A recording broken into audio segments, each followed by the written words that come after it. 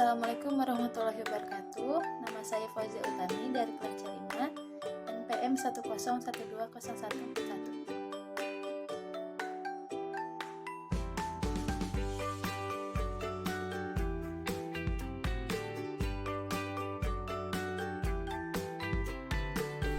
Perkenalkan, nama saya Hoirunisa Ajahra dari kelas C5 Manajemen dengan nomor NPM 101200093.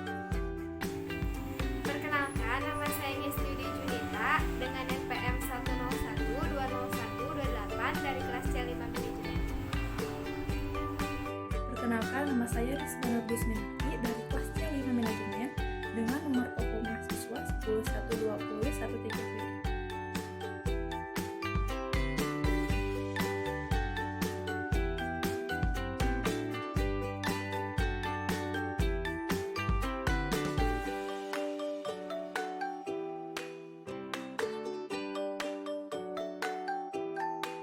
Nama saya Nisa akan mewawancarai dari AHAS dengan bersama kita yaitu Ibu. Izin bertanya ya, untuk pertanyaannya, bagaimana upaya perusahaan agar dapat melakukan pengembangan karir bagi karyawannya? Upaya perusahaan itu melakukan dari sehari-hari, biasa proses dengan melalui training. Kalau untuk mekanik itu ada training tahapannya. Kalau misalkan mekanik itu sudah ahli, berarti udah masuk training yang level paling tinggi. Dan ini juga berlaku buat pekerjaannya atau jenisnya sebagai mekanik. Kalau misalkan ada yang servis motor, dia kan udah paham, udah ada gambarannya atau udah ada ilmunya, supaya nanti ke depannya cara sederhananya sehari mungkin diikuti dengan merawat dan memuaskan konsumen. Itu yang paling utama, agar konsumennya bisa kembali lagi ke atas. Nah, itu bagaimana manajemen karir itu dilakukan dengan cara perusahaan memberikan karir kepada setiap karyawan. Apabila terpilih sampai perusahaan tersebut memberikan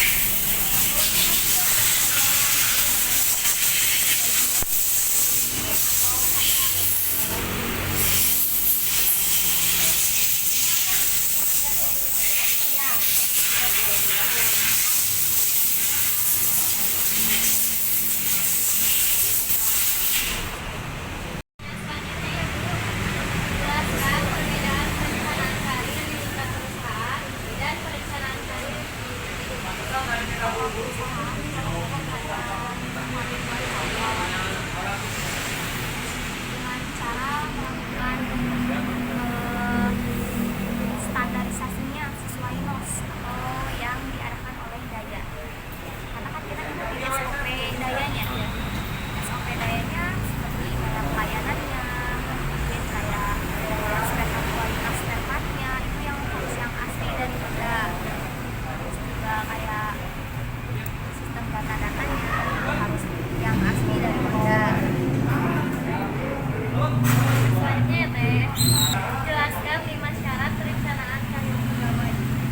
Syaratnya orang itu harus, yang pertama itu jujur. Jujur itu diperlukan kan setiap perusahaan. Penting ya?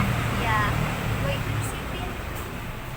Yang ketiga itu mungkin harus bertanggung jawab sama pekerjaannya. Dan yang keempat itu mungkin kayak harus apa ya? Mungkin kayak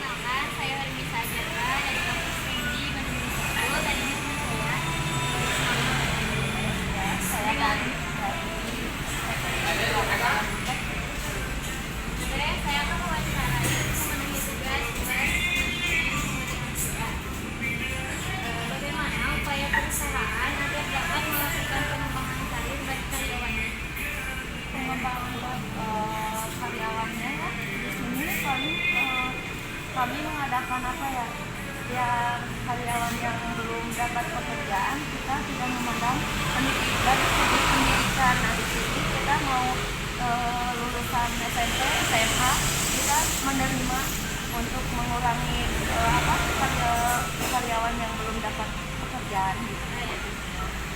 Untuk bagaimana manajemen karir itu dilakukan? Di sini manajemennya secara bebas ya, buat cari pengalaman juga sih. Ini buat mau yang lagi kerja juga bisa menerima. Jelaskan 5 syarat perencanaan karyawan bagi pegawai karir.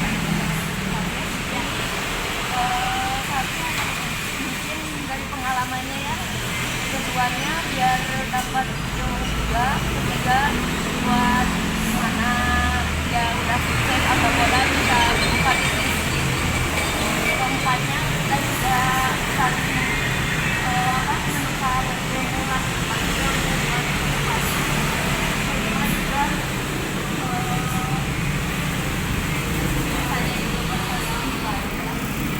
Pertanyaan terakhir, apakah perusahaan ini menerapkan sistem penilaian berbasis KPI?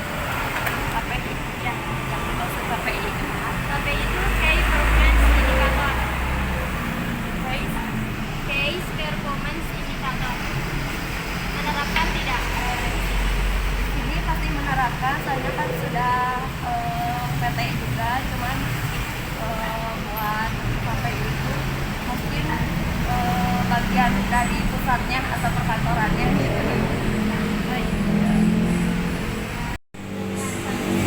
Bagaimana cara melakukan evaluasi kinerja karyawan yang baik?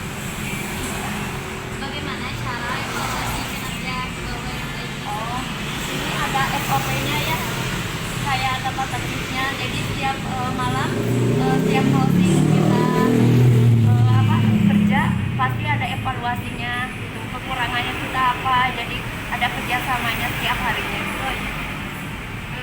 Untuk selanjutnya, kapan waktu terbaik untuk melakukan evaluasi kerja terhadap karyawan? Waktu yang terbaiknya itu ada proses bulanannya. Dalam 1 bulannya tuh kita melakukan evaluasi semua hal yang kekurangan apa di diri kita sama di kerjaan kita, di perusahaan kita juga. Jadi kita evaluasi yang benar-benar apa kekurangan di diri kita untuk meningkatkan perusahaan kita. Selanjutnya, bagaimana cara perusahaan menilai performa kerja karyawan? Ada SOP-nya sih ya, kayak tata tertibnya tertulis dan form checklist-nya kita terapkan, dan kita kasih satu-satu kayak form checklist satu lembaran kayak gitu. Jadi biar kinerja karyawan masing-masing tahu dan tata tertibnya dijalankan secara baik. Kendala-kendala dalam transfer, pelatihan, dan pengembangan. Ada kendalanya? Kendalanya ada sih, setiap ada karyawan baru kita menerima karyawan baru. Satu, mengajarkan karyawan yang baru ya, yang belum punya pengalaman, yang baru keluar lulusan kemarin-kemarin, atau dari situ kendalanya kita harus mengajarkan dari upselling kayak promosi kayak gitu, terus mengajarkan lagi kayak perhitungan kayak gitu. Ada berapa orang? Kalau di sini di daerah Bandung cabangnya baru 2, satunya baru mau opening jadi 3. Nah di setiap satu outletnya ada 8 orang, jadi 8 kali 3, semuanya dari Bandung. Kebanyakan ada di Tasik, Jakarta, cabangnya banyak. Untuk pertanyaan terakhir, apa saja indikator keberhasilan pelaksanaan pelatihan dan pengembangan SDM-nya? Keberhasilannya kita bisa buka cabang di lain di kota lain tanpa ada pembelajaran lagi. Jadi kita bisa paham aja di saat kita ke kota lain. Sekian ya Pak wawancaranya, terima kasih banyak. Ya.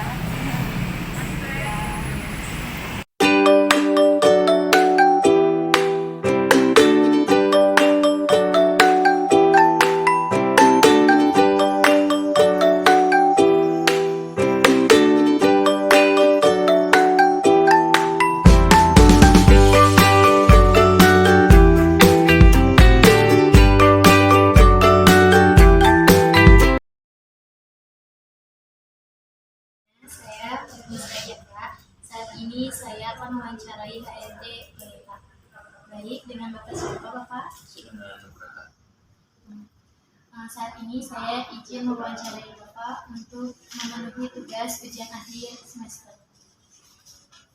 Baik, pertanyaan yang pertama, bagaimana upaya perusahaan agar dapat melakukan pengembangan karir bagi karyawan? Sumber manusia itu kan kita harus misalkan apalagi di sini ada 3 divisi, bengkel, after sales, sama sales. Nah, di 3 bidang ini itu berbeda untuk pengembangannya. Karena kita nggak bisa nanti pun di perusahaan itu di mana nggak bisa kita general misalkan pengembangan sumber daya manusia. Kalau untuk standar ya pasti kan melakukan training, pendidikan, itu aja sih. Nah, masalahnya nanti ketika masuk dunia kerja itu lagi, itu ada bidang-bidang berbeda, posisi berbeda, itu otomatis pasti berbeda juga. Bahwa untuk tiap bidang itu pasti berbeda. Pertama memang pasti dari training, 2 dari pelatihan, training dan pelatihan nggak sama sih. Bagaimana kebijakan rekrutmen dan seleksi yang ada di Toyota ini? Begini, kalau untuk prosedur fungsinya, contoh kita butuh untuk service advisor dari bengkel. Service advisor itu ya ketika kita servis mobil atau perbaikan, mereka ada seorang di hotel. Di hotel ketika misalkan keluhannya apa, service advisor itu bilang kan, Pak, keluhan Bapak Ibu ini kurang lebih permasalahan ini. Misalkan kita butuh. Pertama, service advisor itu siapa usernya? Misalkan usernya itu berarti bengkel. Berarti bengkel atau kepala bengkel itu kan ada berada di bawah cabang untuk istilah itu Wananao. Jadi dari bengkel itu misalkan kepala bengkel dia mengajukan dulu untuk karyawan baru pertama ke kepala cabang bilang kita butuh ini dengan persyaratan ini. Dan alasannya kenapa?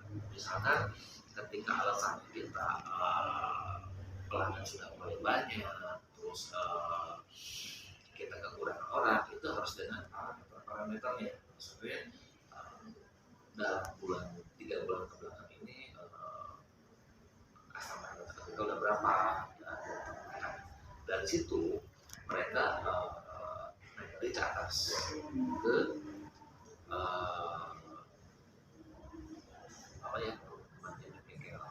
dari situ baru dia bikin surat pengajuan, baru diteruskan ke JM Direktur.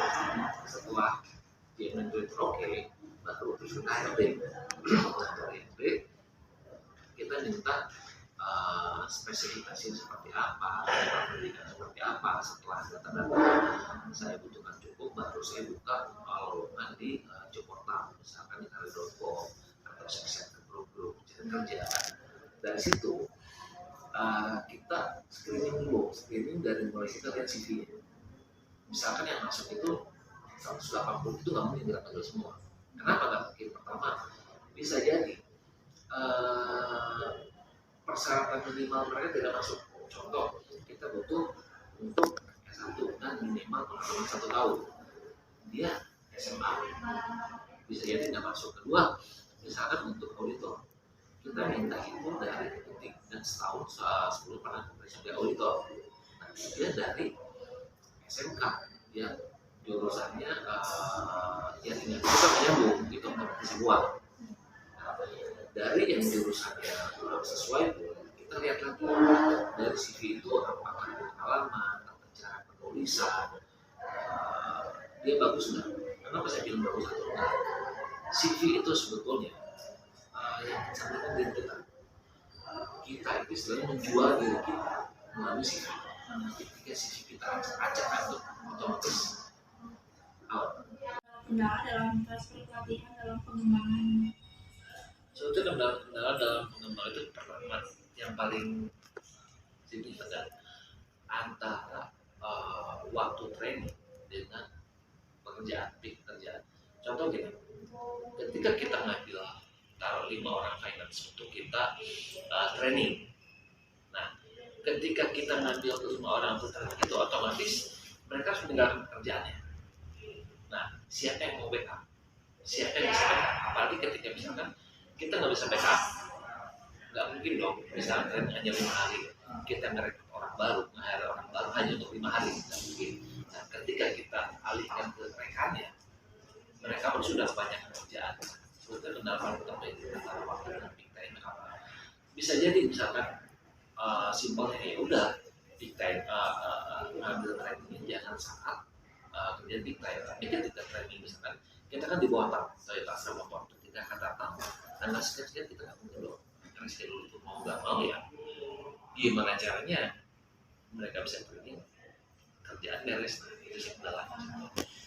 Apa saja indikator keberhasilan dalam pelaksanaan pelatihan pengembangan? Sebenarnya kalau untuk indikator ya nggak sulit sih, pasti itu istilahnya pertanyaan yang bertanya. Indikator pertama, ketika pelatihan misalkan ujian, nilainya gimana? Tapi nilai ini bukan istilahnya yang paling utama. Kita nggak tahu dia dapat nilai tinggi dari mana. Ya, tapi kan permasalahannya bukan di situ. Nah, setelah mereka ikut pelatihan, tolak ukur keberhasilan itu dilihat ketika dia selesai pelatihan, apakah hasil pelatihan itu bisa mereka terapkan, implementasikan pekerjaan mereka selanjutnya. Apakah kerjaan mereka itu setelah mendapatkan training itu lebih baik atau tetap gitu aja. Kalau di Buruk sih kayaknya enggak ya. Kalau di Buruk biasanya memang itu orangnya satu udah kerja atau gimana. Nah, ya kita lihat apakah hasil training tersebut bisa memperbaiki kinerja dia, memperbaiki kerjaan, tetap segitu aja. Nah, kalau misalkan tetap segitu aja berarti nggak berhasil. Kan dari 120 itu yang terpilih itu saya paling 18-20. Terus saya undang untuk interview awal. Nah, dari 18-20 itu biasanya nggak mungkin semua datang. Ada yang sudah kerja, ya kita kan kalau itu nggak seminggu 2 minggu gitu. Jadi kita kumpulin dulu sebulan. Ya bisa jadi dari 18-20 itu ketika dia masukin dia terima kerja. Misalkan dari 20 lah. Yang mereka siap untuk interview tahap pertama itu paling 15 menit. Oke, kita sediakan waktu untuk interview apalagi saat pandemi saat ini biasanya kita online dulu untuk tahap pertama. Nah, tahap pertama online pertanyaannya nggak simpel sih, paling pertanyaan logika tentang latar belakang mereka, cara komunikasi mereka dan sedikit skill yang basic pendidikan mereka. Nah, dari situ kita mengerucut lagi. Ini udah ketahuan nih dari 18 orang, nah kita turun jadi 15 orang. 15 orang ini paling nanti jadinya setengahnya 7 atau 8. Nah, bisa jadi ketika interview tahap 1 itu bisa oleh saya sendiri atau bareng saya dengan user. Nah, kalau misalkan user saat itu sibuk, berarti lewat saya dulu. Ketika sudah mengerucut, misalnya tinggal 7 itu, saya data-data CV mereka segala saya kasih ke user. Nah, hasil screening tahap awal saya dapat ini, baru mereka si user itu memanggil mereka untuk interview tahap 2. Nah, dari situ bisa jadi mereka semua kepanggil untuk testing atau berkurang.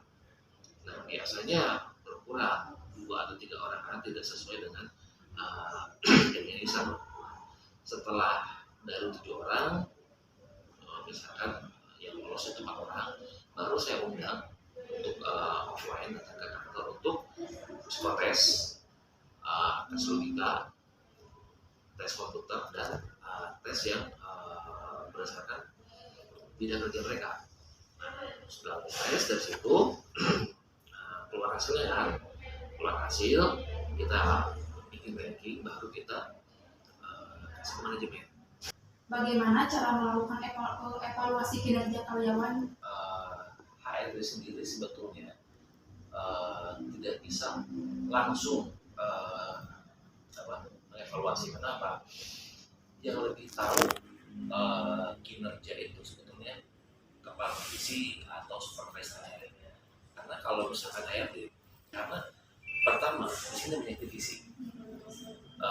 Kita lihat contoh dari basic pendidikan dulu.